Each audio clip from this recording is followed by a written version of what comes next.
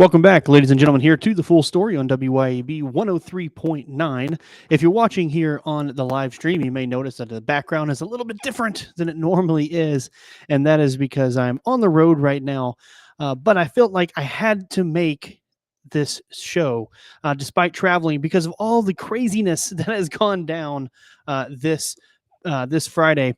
So if you're on the live stream, I'm coming live to you now on Friday night. Hopefully this will air on Monday morning and as well as re-air on Monday morning as well for the live stream. But what I wanted to do is break down the craziness that has happened today because things have just got interesting. As Ukrainian President Volodymyr Zelenskyy was supposed to go to the White House on Friday to sign a minerals deal and a path to end the Ukrainian war, and what actually happened was probably the best 10 minutes of live TV ever. It was just absolutely beautiful. Even Donald Trump himself even talked about how it is great TV. So the Trump administration was working to ink an agreement with Ukraine that would allow the United States to access Ukraine's minerals in exchange for support the United States has offered the nation since the war broke out in 2022 as part of the peace deal. In exchange, Ukraine wanted some kind of securities or some kind of security for its borders, and things kind of broke down. And instead of that deal, Zelensky's meeting with Trump and Vice President J.D. Vance erupted into a shouting match at the White House on Friday that was seen worldwide. The Oval Office exchange led to a canceled press conference, a mineral deal off the table, and Trump asking the Ukrainian president to leave. So here's what we're going to do here. So obviously this has been on a lot of different shows, right? So I'm not going to cover all the facts and all. I mean, I'm not going to cover everything that went down in that thing or all the surrounding stuff. What I want to do is I want to actually fact check it for you. I want to go piece by piece of that video, and I want to fact check what was said by all sides, because there's a lot of accusations brought back and forth. So what we're going to do is we're going to slowly play that video, the 10-minute video, and we're going to stop it at certain points to talk about the facts. That's what we hear. So again, it's called The Full Story for a reason, because we want to break down those facts for you guys. And so that's what we're going to do. I think that's what's going to separate and give it a little bit more different than other shows that are talking about this. And obviously every single show has been talking about this. So I just want to break it down from a facts perspective. And not only just the facts, but history as well, because that's important to understand everything that is going on. So that's what we're going to do today. And so again, if you're here on the live stream, again, we're here. This is going to be interesting because we're doing this on this Friday night. I had to get this out after everything that the craziness went down. I had to do my own research. It took me a couple hours to make sure that I was watching the research and making sure that the research was solid for you guys. But I want to get this out to the radio station and to play on live air on Monday. So, of course, we have to take commercial breaks. So what I'm going to do is I'm going to take commercial breaks throughout, but not full commercial breaks. It's going to be a break. I have to break for a few seconds in order to have a gap so we can put in the commercials for the radio. And so that's what I'm going to do right now is we're going to take our first break. And again, it's just going to be a few seconds for you guys on the live stream. But again, it's going to be a full break for those listening on the radio on Monday. So that's going to be our show. That's what we're going to focus this whole show on, is that 10-minute video. And it's probably going to have a little bit of bonus content there at the end for those on the live stream, because I'm probably not going to have all the time to get it in within the 40 or so minutes that I have of content-wise for the on-air. So as always, you can find this video if you're watching, if you're listening to it on the radio. You can find the video of this, which we're going to going through that actual video of the exchange on Rumble as well as YouTube. Just search for The Full Story. You can also go to our website, regulatorsproductions.com. So we're going to go ahead and take that break right here, but keep it tuned to The Full Story on WYAB 103.9.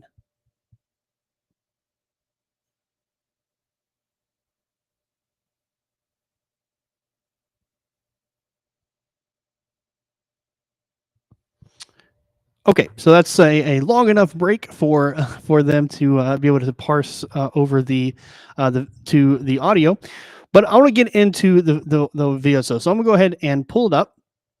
And we're going to start from the very beginning here. And again, we're going to break this down fact by fact, accusation by accusation. So let's go ahead and get started. What's your message? Well, if I can get the video to the sound to work right there. For some reason, the sound doesn't want to work right. Tough. All right, this is the great thing about live. What's your message? Okay, just hold on for me 1 minute.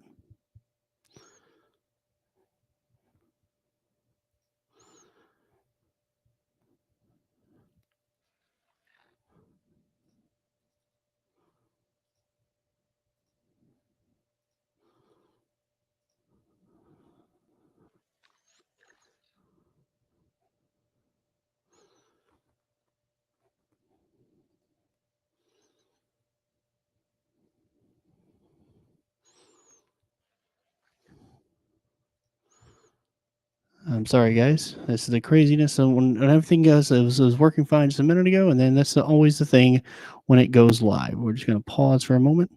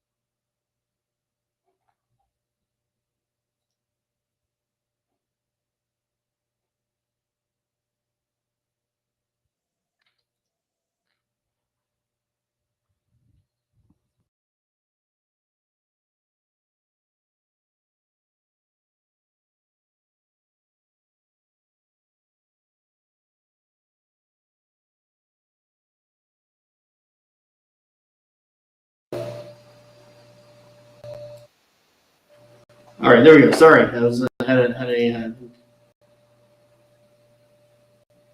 a connection problem there, but we are now back here as I can get it back on here, hopefully. Sorry about that. Again, this is always a fun thing about doing live radio, is that things never want to go as planned. Hopefully, we'll get this to go ahead and cut out for the replay. So we get we get the thing shared again.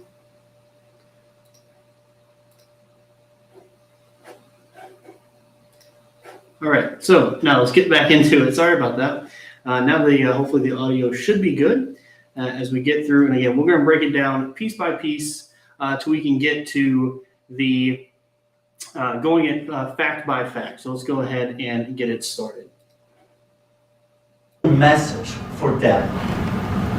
Well, if I didn't align myself with both of them, you'd never have a deal. You want me to say really terrible things about Putin and then say, "Hi, Vladimir, how are we doing on the deal?" That doesn't work that way. I'm not aligned with Putin. I'm not aligned with anybody. I'm aligned with the United States of America. And for the good of the world, I'm aligned with the world. And I want to get this thing over with. You see the hatred he's got for Putin. It's very tough for me to make a deal with that kind of hate. He's got tremendous hatred. And I understand that, but I can tell you the other side isn't exactly in love with, him either. So it's not a question of alignment. I'm aligned with the world. I want to get the thing set. I'm aligned with Europe. I want to see if we can get this thing done. You want me to be tough? I could be tougher than any human being you've ever seen. I'd be so tough. But you're never going to get a deal that way. So that's the way it goes. All right, one more question. So we'll stop it right there. So let's just talk about it for just a second. So what Donald Trump is talking about there is the fact that, again, if you call someone all these names and things like that. It's going to be hard for them to be able to negotiate with you. They're not going to accept that negotiation. They're not going to be able to sympathize with you or to be able to talk with you. If you just call someone, an a-hole to their name, they're not going to want to talk to you very much. So again, kind of starting that process of diplomacy is like, hey, let's start from a neutral position before we start negotiating. And I get to understand that Ukraine, you hate him, and Putin, you may hate Zelenskyy. And that's what he's talking about right there, and I understand that. But let's put that aside. Let's put name calling. Let's put you're a war criminal. Let's put all that first aside for just a second, so we can get the negotiation started. Let's continue. I want to respond to this. So look, for 4 years in the United States of America, we had a president who stood up at press conferences and talked tough about Vladimir Putin, and then Putin invaded Ukraine and destroyed a significant chunk of the country. The path to peace and the path to prosperity is maybe engaging in diplomacy. We tried the pathway of Joe Biden of thumping our chest and pretending that the President of the United States' words mattered more than the President of the United States' actions. What makes America a good country is America engaging in diplomacy. That's what President Trump is doing. Can I ask you? Okay, so real quick right there before we get to Zelenskyy as things get a little bit heated. So what J.D. Vance is talking about right there, of course, is in the last couple of weeks, the Trump administration has been meeting with the Russians. Of course, they met just a week ago with the Russian delegation. Of course, the Ukrainians were not invited, and that kind of irked some of the people. But again, that was on purpose, right? It's not time yet to invite the Ukrainians to talk to Russia. We have to talk to Russia first to see what their position is. Where do they fall on that spectrum, so we can understand their position, so we can come back to Ukraine, so we can try to work something out with them. And that's something that the Biden administration never did. The Biden administration never reached out to Russia. They never tried to reach out to them to try to work out some kind of deal. And again, you can't have a deal if you don't work with both sides, unless one side is completely dominant and can completely dominate the other side. So, for instance, in World War II, when we just put 2 nuclear weapons on Japan, we didn't really have to talk to them much because we had the ace card, right? I say the same thing with Israel and Hamas, right? Israel can absolutely devastate Hamas, and therefore Hamas doesn't really need to be a part of that negotiation. The Palestinians should, and the Palestinian people should be a part of that, but Hamas itself cannot and should not, because they can be ultimately dominated by Israel. That is not the case here. Here we have two sovereign countries who are fighting a large-scale conflict. And as I've talked before on this show several times, is that there is no ending where Ukraine can just invade Russia and show up in the doors of Moscow. There's no ending. There's no ending when that happens. So therefore, because of that, because Ukraine cannot just dominate Russia, Russia has to be a part of those conversations. And that's something that the Trump administration has done, and the Biden administration has failed, or did fail to ever do, because again, it was all about posturing. But let's move on. Sure. Yeah? Yeah. Okay. So he occupied our parts, big parts of Ukraine, part of East and Crimea. So he occupied it on 2014. So during a lot of years, so I'm not speaking about just Biden, but those time was Obama, then President Obama, then President Trump, then President Biden, now the President Trump, and God bless, now President Trump will stop him. But during 2014, nobody stopped him. He just occupied and took. He killed people. You know what the contact line? 2015. 2014. 2014 and 2014. 2014. Yeah. So I was not here. Yeah, but that's exactly right. Yes, but during 2014 till 2022, the situation the same. The people have been dying on the contact line. Nobody stopped him. You know that we had conversations with him, a lot of conversation, my bilateral conversation, and we signed with him, me, like a new president. In 2019, I signed with him the deal. I signed with him, Macron and Merkel, we signed ceasefire. Ceasefire. All of them told me that he will never go. We signed him with gas contract.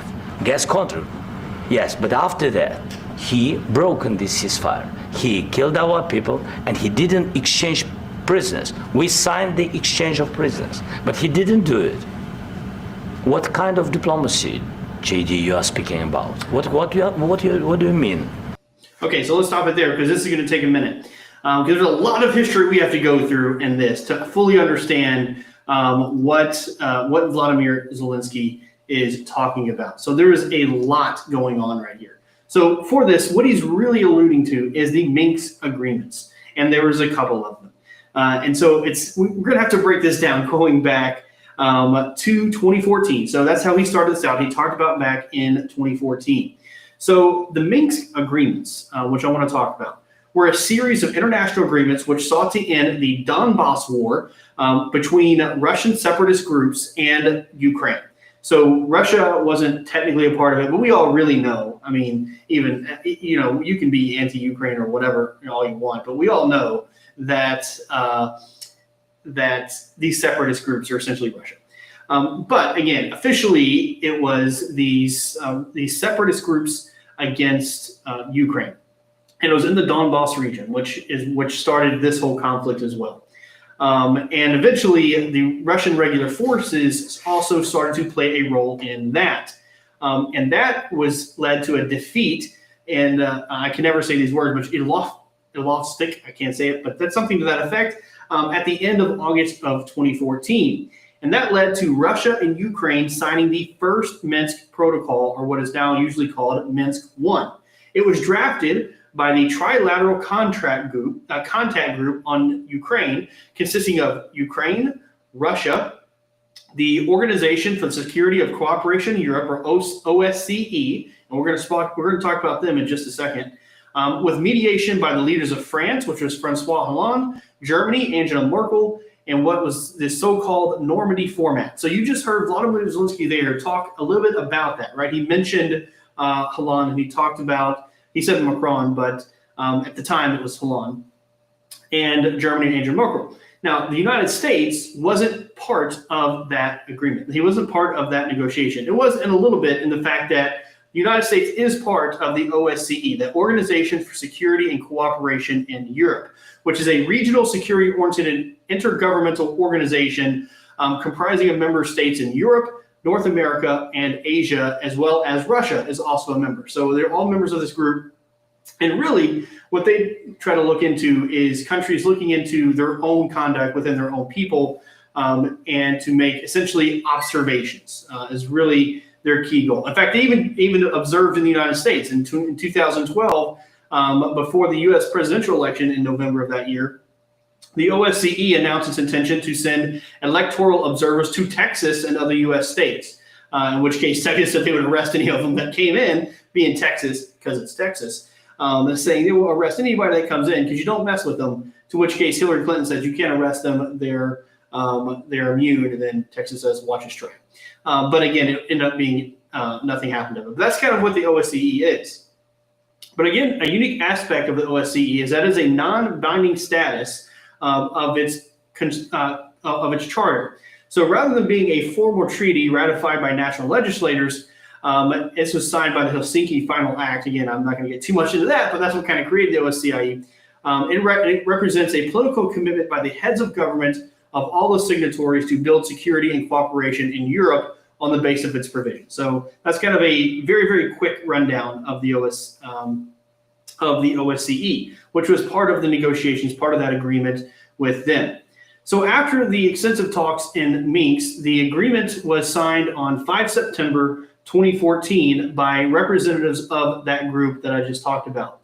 However, that agreement failed to stop the fighting, and in the 2 weeks after the Minsk Protocol was signed, there were frequent violations of the ceasefire by both parties, so by both sides to the conflict. And then talks had to recontinue in Minsk for a follow-up to the Minsk Protocol was agreed to on 19 September 2014, so just 2 weeks later.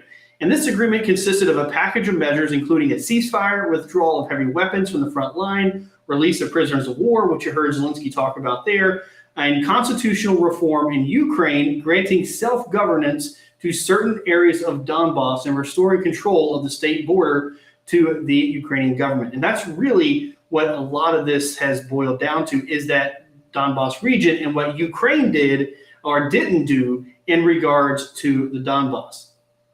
So after successive attempts to resolve the ongoing war in the Donbass region of Ukraine, had seen no results by February of 2015. So again, showing that the Minsk agreements had in fact failed. It did reduce fighting in the conflict zone for many months, but minor skirmishes continued. At the start of January 2015, Russia sent another large batch of its regular military into the Donetsk People's Republic and the Luhansk People's Republic, began a new offensive on the Ukrainian-controlled areas. So again, really ramping back up. And then after heavy fighting, those separatist groups captured Donetsk International Airport on 21 January, and the last part of the city of Donetsk that had been under Ukrainian control. Now, in response to this, French President François Hollande and German Chancellor Angela Merkel put forth a new peace plan on 7 February of that year. And that was known as the Franco-German Plan. Now, again, it's known as the Franco-German Plan. The United States had nothing to do with that. There was nothing involved with the United States in that Franco-German Plan. But anyway, this was drawn up after talks with then Ukrainian President Petro Poroshenko and Russian President Vladimir Putin. I don't know where I got Putin from. Vladimir Putin. And it was seen as a revival of that Minsk protocol. And President Hollande at the time said the plan was the last chance for the resolution of the conflict. And it was also put forth in response, and this is the Americans, and where America comes into play, after the Americans had proposals to send armaments to the Ukrainian government. So America says, hey, we're going to start sending weapons over there. And again, this is in 2015, so this is still under Obama. And that's when after that, Chancellor Merkel from Germany said that would only result in a worsening of the crisis. So she's saying that if America sends arms into Ukraine, then that will make things worse. Kind of funny to think about that now, right? After everything that has gone down.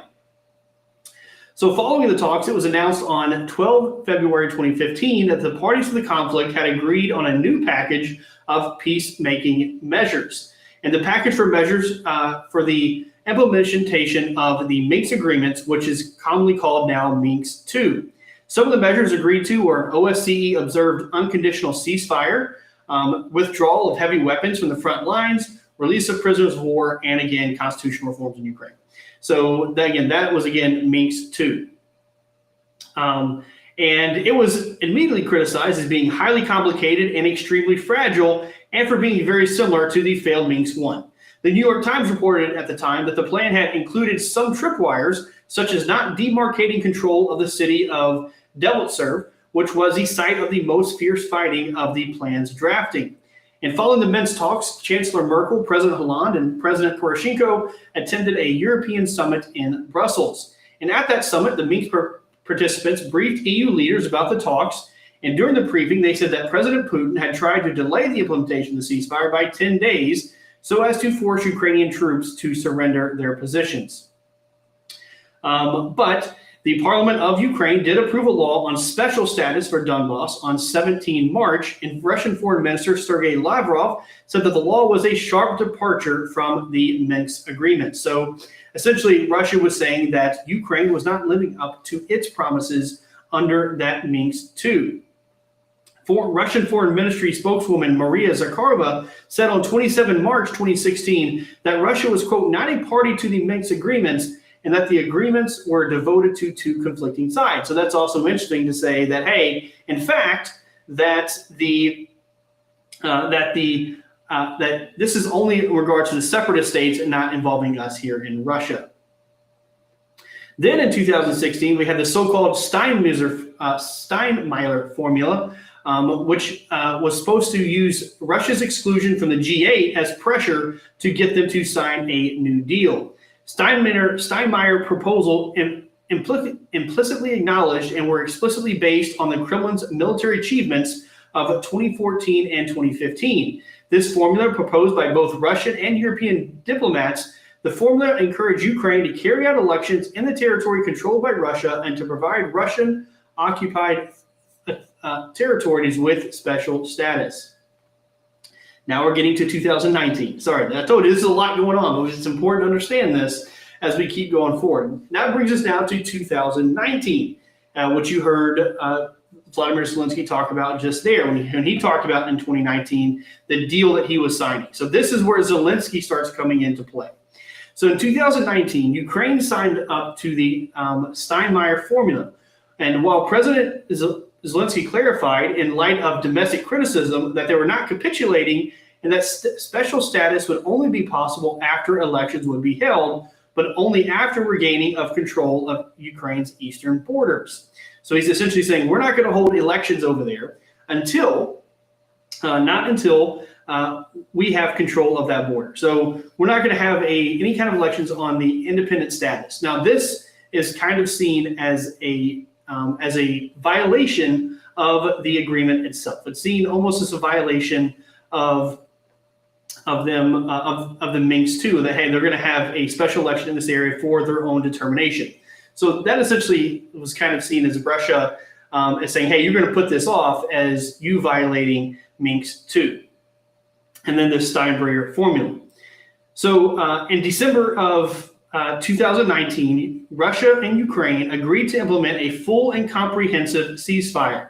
The agreement followed prisoner swaps and the withdrawal of Ukrainian military in 3 areas. Now, I was doing research today, and I couldn't find, you heard Zelenskyy talking there, that Russia did not exchange prisoners. I could not find anything to back that up. I couldn't find anything to back up either side, honestly.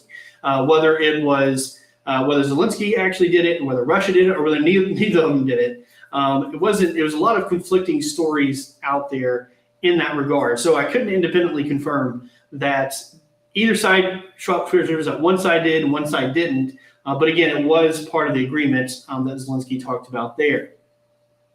But the two sides agreed to swap the remaining prisoners and disengage military forces in 3 additional regions there in the Donbass, in that eastern part of the country.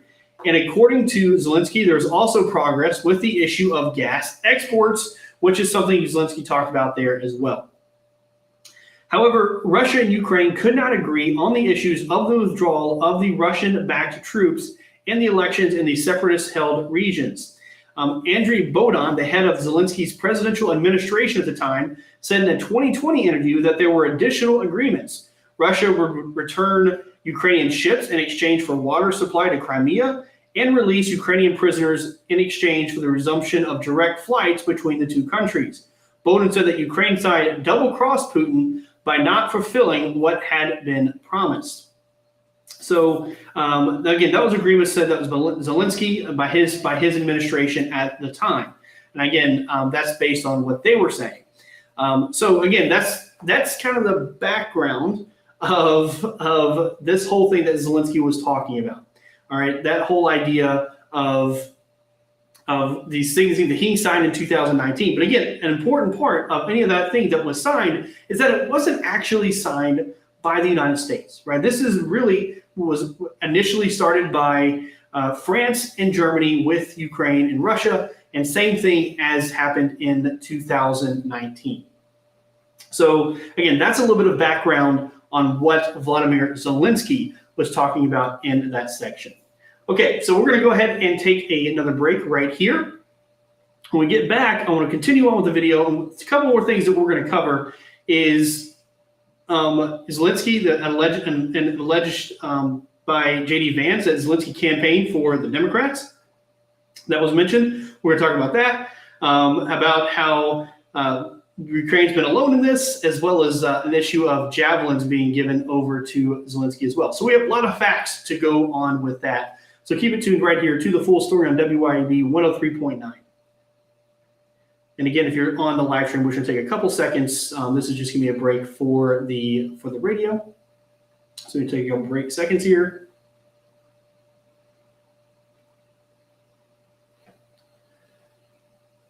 All right.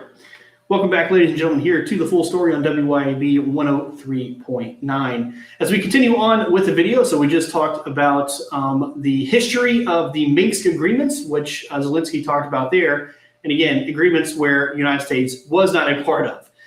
with any administration, honestly. Trump, Biden, Obama, none of them. But let's go ahead and continue on.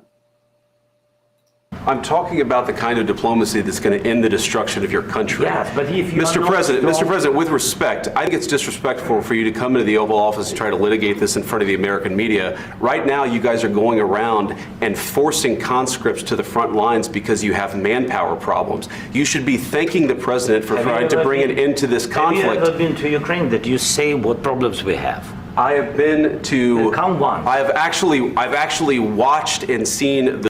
Sorry, I'm going to stop it right there for just a real quick aside here. So Zelenskyy just talked about there. Have you actually seen in Ukraine? And this is a problem that I have talked about several times on the show, in that we don't really know a lot what's going on there in Ukraine. We don't know. They don't have freedom of the press over there. The press is not really allowed to go into the front lines to see what's going on, to see where the money is being spent. In an interview later, Bret Baier asked Zelenskyy if he's willing to have essentially an accounting of all the money that's been given to them. We're going to talk more about that money later on, and he never really did answer him. But same thing here is that I agree that with Zelenskyy that, hey, we don't know because you're not allowing us to. He has stopped the media from going in there to report on what's going on in the front lines. Only specified things the Ukrainian government allows. And so we don't actually know what the ground situation is like. In fact, if I've said this several times before, it always seems like the news that we get from Ukraine is conflicting. From one moment we say, hey, Ukraine is defeating back Russia, they're pushing them back to their borders, and Ukraine is now in Russian borders. And then next week we see, hey, they're on the verge to Kyiv, they're about to be into Kyiv, they're killing all of our people, we're about to be defeated. And it's like one or the other all the time. And this is in J.D. Vance is about to talk about this in a second, but essentially this goes to that idea of propaganda that is being used potentially by both sides. And propaganda is always a big, I don't fault any side for using propaganda, honestly, because it is an important part. We use propaganda in the United States military, right? It is an effective tool for the war. But again, when you're talking about this, when you ask someone, hey, do you know what's going on there? Yeah, no, we really don't. And I wish we did. I wish we did know. I would love to know what is going on with that. But let's go ahead and continue. The stories, and I know what happens is you bring them on a propaganda tour, Mr. President. Do you disagree that you've had problems bringing people into your military? And do you think that it's respectful to come to the Oval Office of the United States of America and attack the administration that is trying to prevent the destruction of your country? A lot of questions. Let's start from the beginning. Sure. First of all, during Okay, he's getting a little cocky there, you can tell. the war, everybody has problems. Even you, but you have nice ocean and don't feel now, but you will feel it in the future. God bless. You don't know that. God bless. God bless. You will not have war. Don't tell us what we're going to feel. We're trying to solve a problem. Don't tell us what we're going to feel. I'm not telling. Sorry, I'm going to back up just for a second, but this is where things start turning south for Zelenskyy. It was the wrong, and I don't. Obviously, English is not Zelensky's first language, but there is an obvious, almost like threatening language that you're not feeling it because you have an ocean separating, but you're going to feel it. Not smart, okay? Not smart to come into the Oval Office saying that, because that's going to anger Donald Trump. And that's exactly what it did. I'm just going to back it up a little bit so we can continue off that exchange. You don't know that. God bless. God bless. You will not have war. Don't tell us what we're going to feel.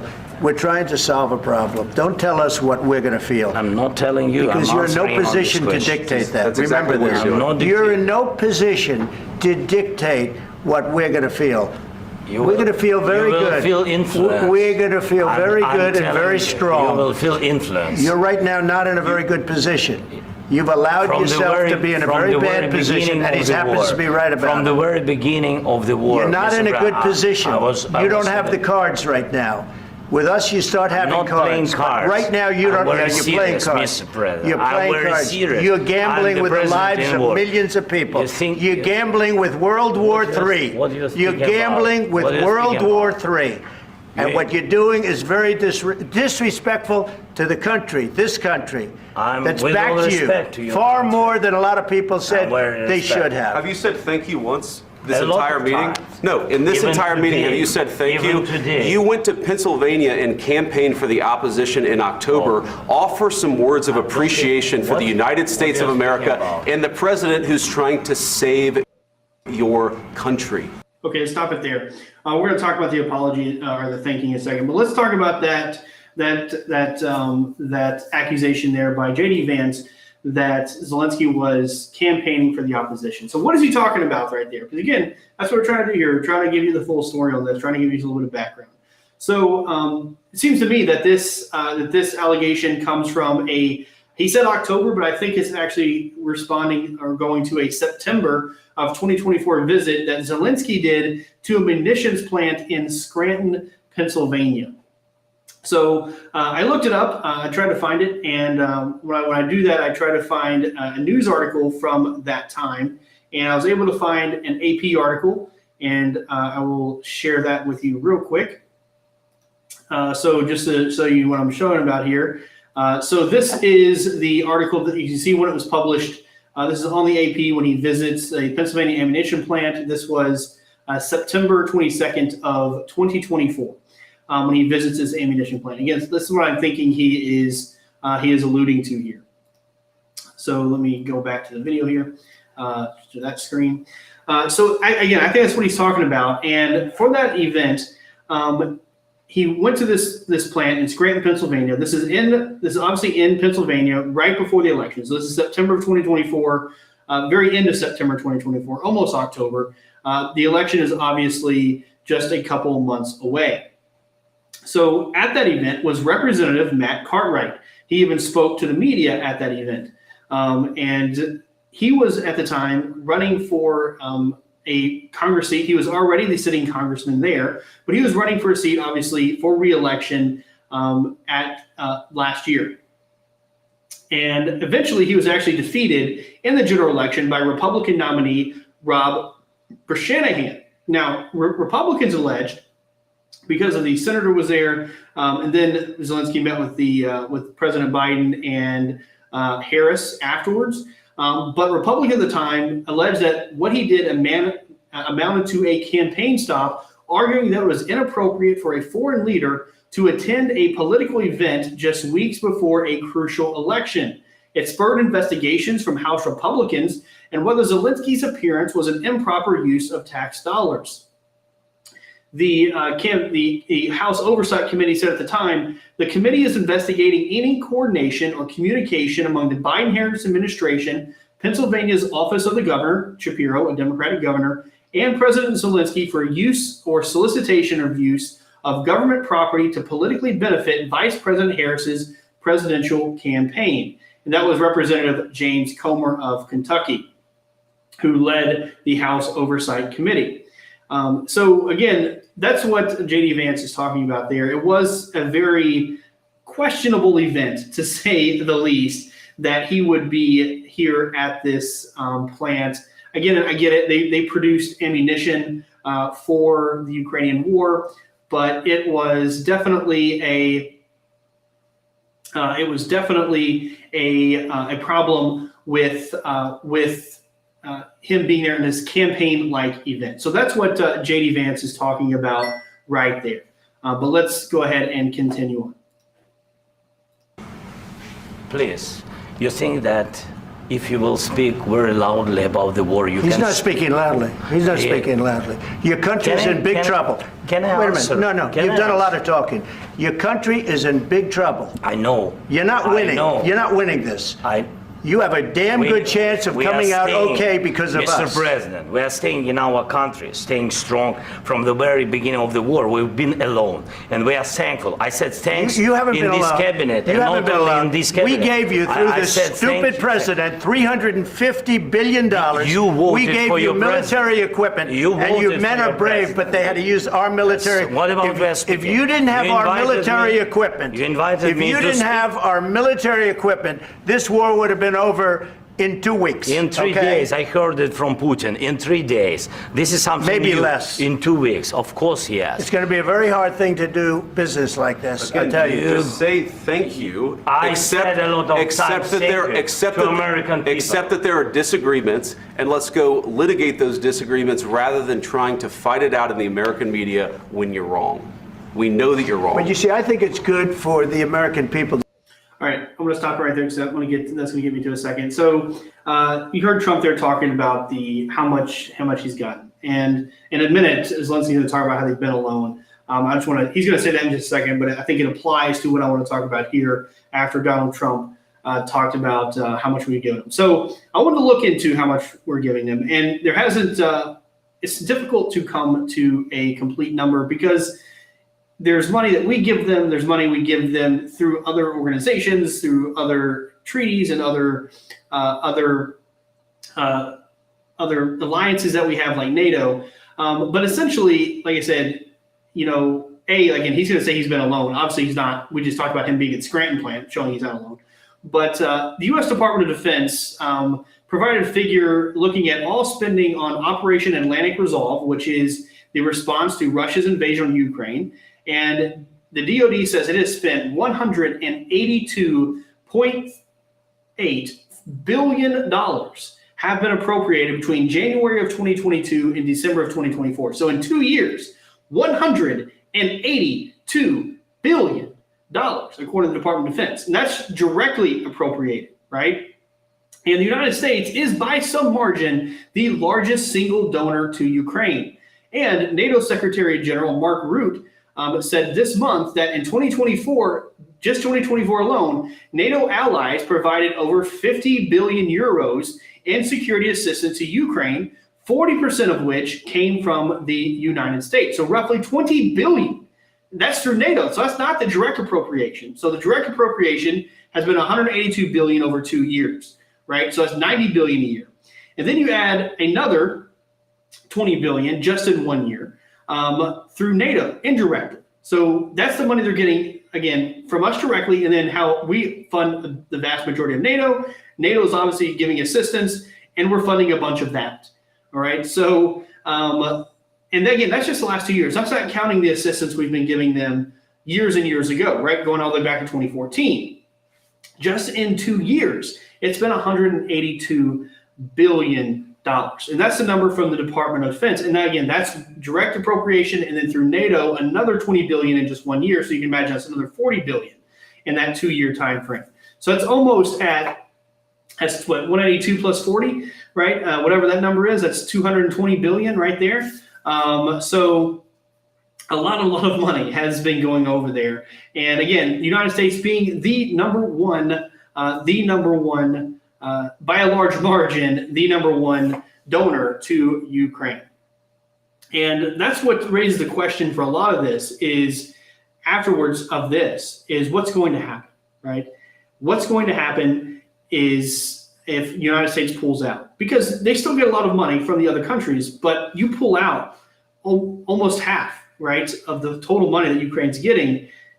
The other countries don't have that money to give it to them. So that leaves Ukraine in a very difficult position, and one that Zelenskyy needs to understand, I think, a little bit more. And I think he's just kind of he's taken for granted throughout this whole time is just how much the Americans had. And that's where Vance has said, you don't even say thank you. Now, I'm not too crazy on the saying, thank you, that kind of things for this. And he has been grateful, to his defense, right? Again, it's the full story here, right? I'm not here to lead you falsely. Zelenskyy has, said thank you plenty of times in the past. He didn't say it here, and then afterwards on X, right after the meeting, he put in a tweet or a post. Thank you, America. Thank you for your support. Thank you for this visit. Thank you, POTUS, Congress, and the American people. Ukraine needs just and lasting peace. They were working exactly for that. So he gave a thank you tweet right afterwards. He hasn't apologized afterwards. And again, I'm not a big fan of apologizing.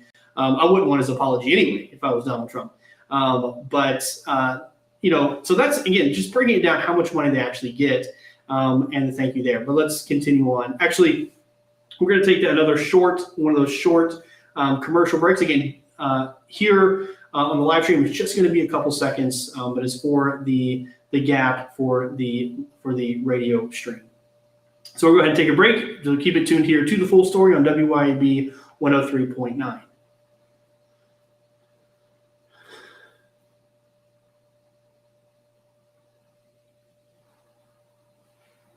Okay, welcome back here, ladies and gentlemen, to The Full Story on WYAB 103.9 as we continue to fact check the Donald Trump-Zelenskyy exchange, going it one piece by piece.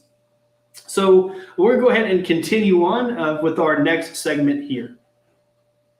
To see what's going on. I understand, sir. I think it's very important. That's why I kept this going so long. You have. So I'm just going to back it up just one thing here. So this is something Donald Trump said here I want to analyze. We know that you're wrong. But you see, I think it's good for the American people to see what's going on. I understand, sir. I think it's very important. That's why I kept this going so long. So I just want to stop it there for that little statement here. So that's a piece of me that wonders the whole purpose of this meeting, with Donald Trump saying there. And maybe if this was planned from the get-go to be a time to bring this in front of the media and to drag this in front of the media so Zelenskyy can lose support. After this meeting, Lindsey Graham, who's been a staunch supporter of Zelenskyy, said Zelenskyy needs to resign after that. And it was like, you know, I don't know if Trump was trying to bait him, and Trump's always thinking, you know, 2 or 3 steps ahead. And if this was a chance to bait Zelenskyy into doing this, so it gives him this to say, hey, look at Zelenskyy, we can't trust him, he needs to go. Obviously, there's no love lost between Zelenskyy and Donald Trump. There's a lot of history. We're gonna talk a little bit about that history in just a second, but a lot of history going on between them. So that makes me wonder again exactly the purpose of this meeting in total. But we're going to continue. You have to be thankful. You don't have the cards. Thankful. You're buried there. Your people are dying. You're running low on soldiers. Listen, please, you're running Mr. low President. on soldiers.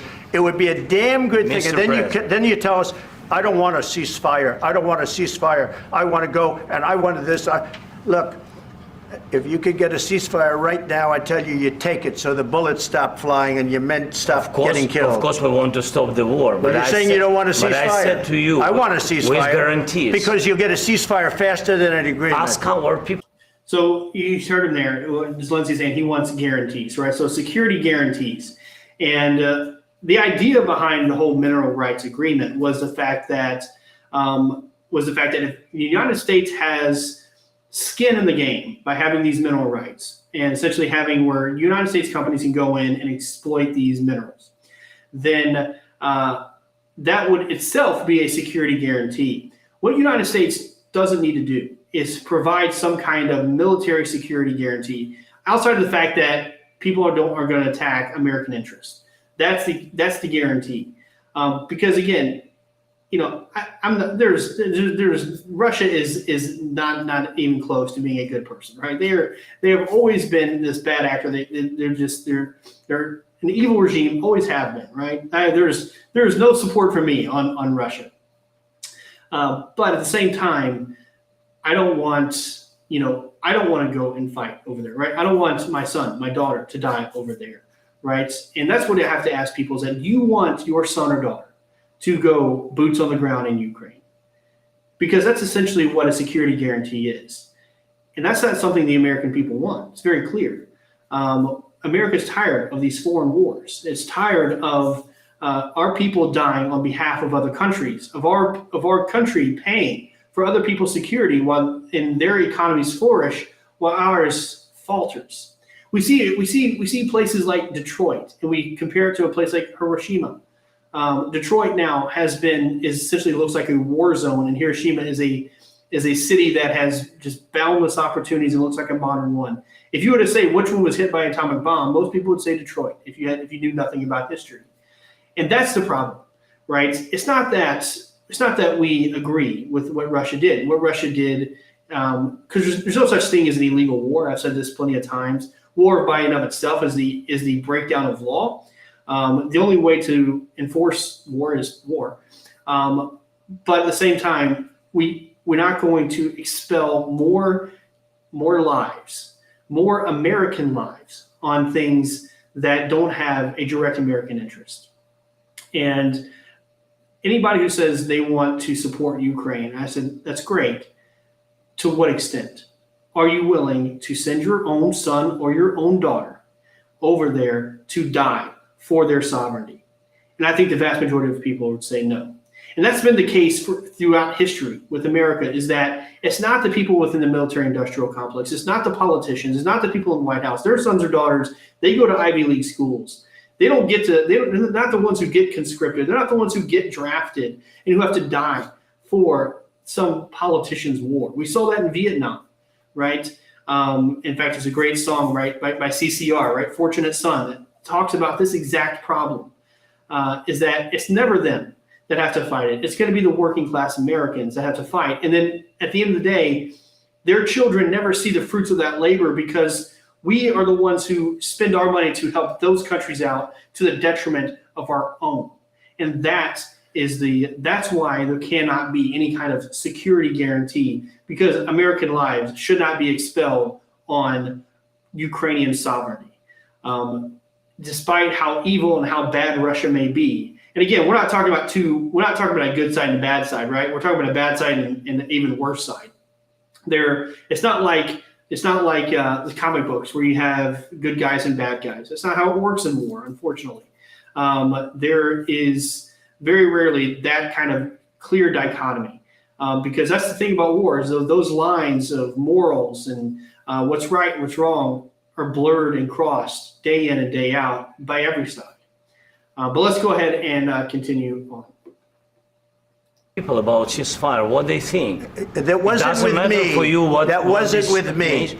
That was with a guy named Biden, who was not a smart person. That was with Obama. It was your president. Excuse me. That was with Obama, who gave you sheets, and I gave you javelins. Yes. I gave you the javelins to take out all those tanks.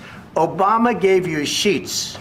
In fact, the statement is Obama gave sheets and Trump gave javelins. You got to be more thankful, because let me tell you, you don't have the cards. Okay, so let's stop it there and talk about the javelins. So what is he talking about? So this comes from October 1st of 2019, and just again to show you just to show you the article from this of when this happened. Because again, I just like to share when it's important to see sources, and this comes from an ABC article right here. So again, this is an article back when this happened. New sale of anti-tank weapons to Ukraine. This is October 1st of 2019 is when this article came out. And you see here, it's the Trump administration approved $39 million sale of defensive lethal weapons to Ukraine. Again, that's from this ABC News article. So that's what Donald Trump is talking about. And give just a little bit more. We go back to the video here real quick.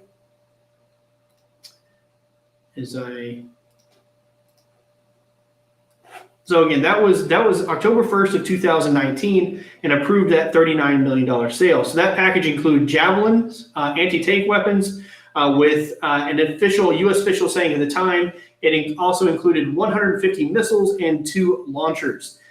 Javelins were discussed on Trump's and Zelensky's call on July 25th of that year, which then prompted a impeachment inquiry from CrowdStrike, if you can remember that. Remember that whole phone call he had with Zelensky? Yeah, that's that bad blood I'm talking about between Trump and Zelensky. It goes way back. We're talking about a long time ago, that craziness of the impeachment of CrowdStrike and the Russian intelligence hacking, all that fun stuff. Not go into that history lesson.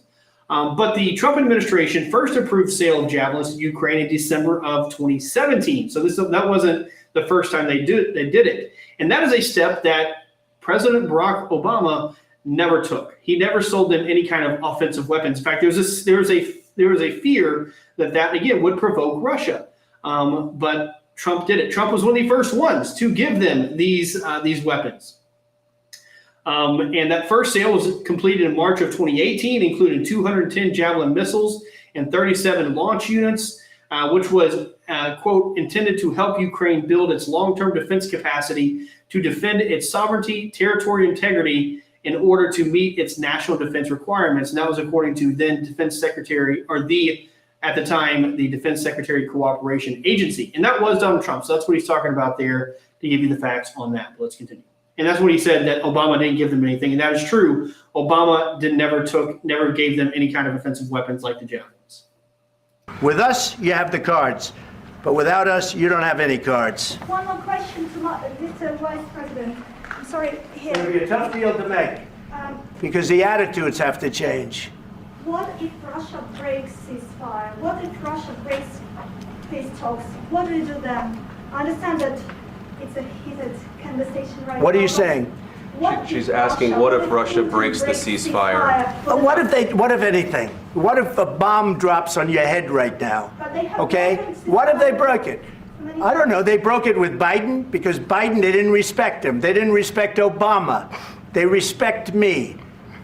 Let me tell you, Putin went through a hell of a lot with me. He went through a phony witch hunt where they used him and Russia. Russia. You ever hear of that deal? That was a phony Hunter Biden, Joe Biden scam. Hillary Clinton, Shifty Adam Schiff. It was a Democrat scam. And he had to go through that. And he did go through it. We didn't end up in a war. And he went through it. He was accused of all that stuff. He had nothing to do with it. It came out of Hunter Biden's bathroom. It came out of Hunter Biden's bedroom.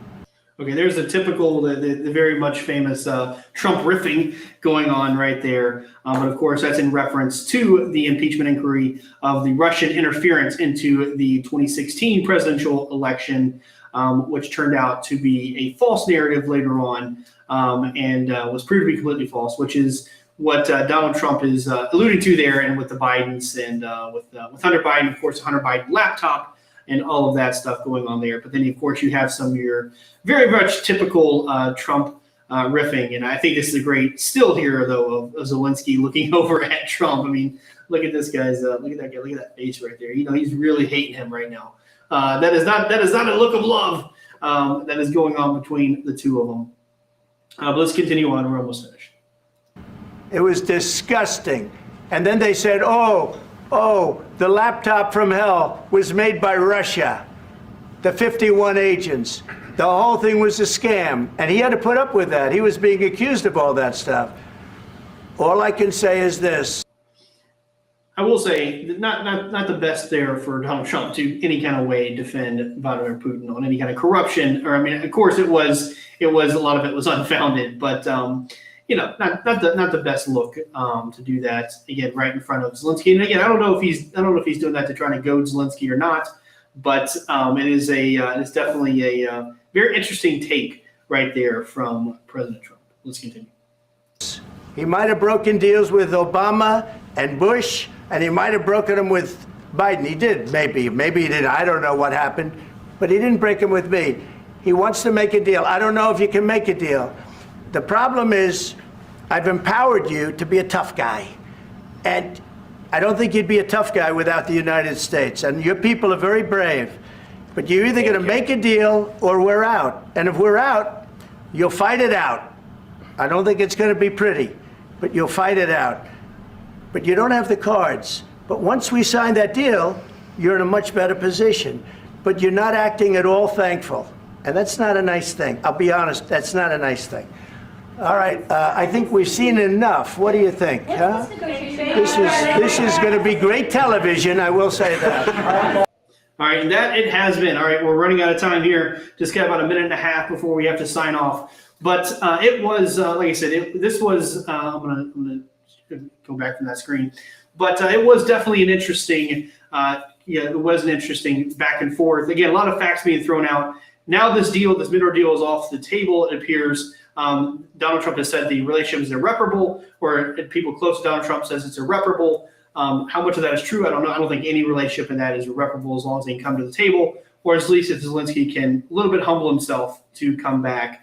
As much as he may hate humbling himself, he may have to do that if he wants to have any kind of hope at having the United States involved. Because if the United States isn't involved, it is not going to be great for Ukraine. Ukraine does need the United States because the United States holds cards against Russia.